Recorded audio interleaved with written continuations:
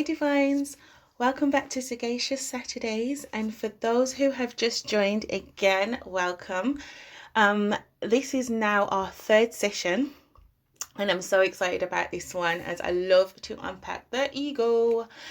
Right, so if you are just joining us, please do try and find some time to go through the other two sessions. You may find them helpful moving forward with the remaining sessions moving forward. So, last week, how did you get on with your questions? Some of you have replied, and thank you very much for that. But yeah, we'll get into that a bit later. But for today, we are discussing our shadow side or our shadow self or ego, however you like to refer to it. Oh, so where to begin? All right. So last week I mentioned that the mind is designed to protect us. This is also true for the ego or our shadow side or self. So how many of us often take risks without the certainty that it will actually pay off, like kind of like a sure thing? Well, without willing to risk, without certainty in place, actually then turns from a risk to a limiting belief, such as fear of failure. I just want to pause here briefly, just to check in with you divines, just to see if you can see the connections over the last couple of weeks, and obviously what we're going to be discussing today and for the session moving forward. So if we just break it down and say, like, we've got a person with no self-love, right? So a person with no self-love, which was our topic in week 1, cast judgments on themselves as well as not accepting themselves unconditionally. These destructive thought patterns and behaviors have organically grown from limiting beliefs, which was our topic last week. Some of these limiting beliefs have possibly been with us since we were children, thus molding our core values and morals. When our behaviors, morals, and values, etc., are put into question, for the most part, they are almost instantly deemed as negative by ourselves because they have somewhat been frowned upon, which can then place them in a box, which is then your shadow side or shadow self. This box that your shadow side or shadow self is in is an unknown and most times an unloved space out of view from the outside world and sometimes ourselves. Did that make sense? Well, I hope so. Let me know, comment, send a message, whatever suits.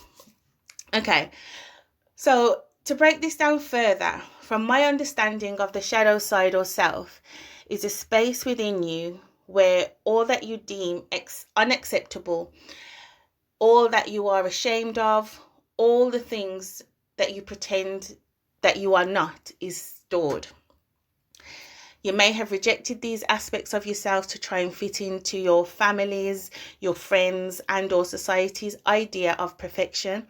But what you have actually done is deny you, a whole you. The saying, there's no light without dark, applies to each and every one of us. Think about it. You can't have love without not knowing hate. You cannot understand beauty without understanding ugliness. The point is, we cannot be whole if we only focus on what you think or what you think others may think to be ideal or perfect. We need to learn to face our shadow side or self, understand it, love it, and then release it. It is only in this effort to accept a whole you where you will come into the realization of self-awareness, thus proceeding in the right direction of unconditionally loving thyself. So many of us fear to be different, to stand out from the crowd, to speak differently, to look differently. But my question to this is why? We are all uniquely perfect in our own divine way, and to deny others of experiencing that would be a shame, but more to the point, malnourishing to you, as you will have the difficulty in reaching your true destiny, your authentic self, due to being stuck in this mindset. The shadow side of self is here to guide us and teach us about us. The law of attraction expresses that by suppressing our shadow side or self actually interferes with our manifestations.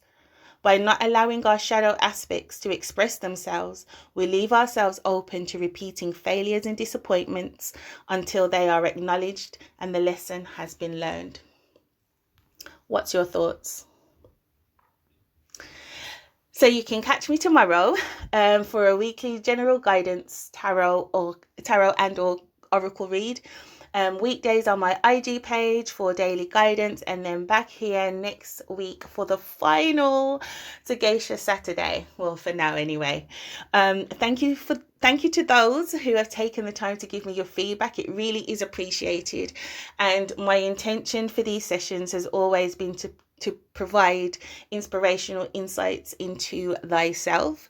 So I'm so pleased that I've been able to assist some of you further into your magical journeys.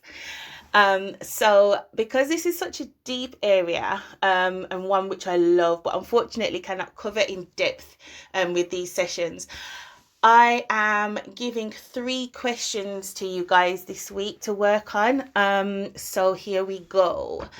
Right, so the first question is, how many times have you sold yourself out? Bit harsh maybe for some, but yeah, sold yourself out to be or feel accepted on some level. So again, how many times have you sold yourself out to be or feel accepted on some level? Question 2, do you know where the source of this is or came from? And then question 3 is, are you willing to face it, accept it, and love it?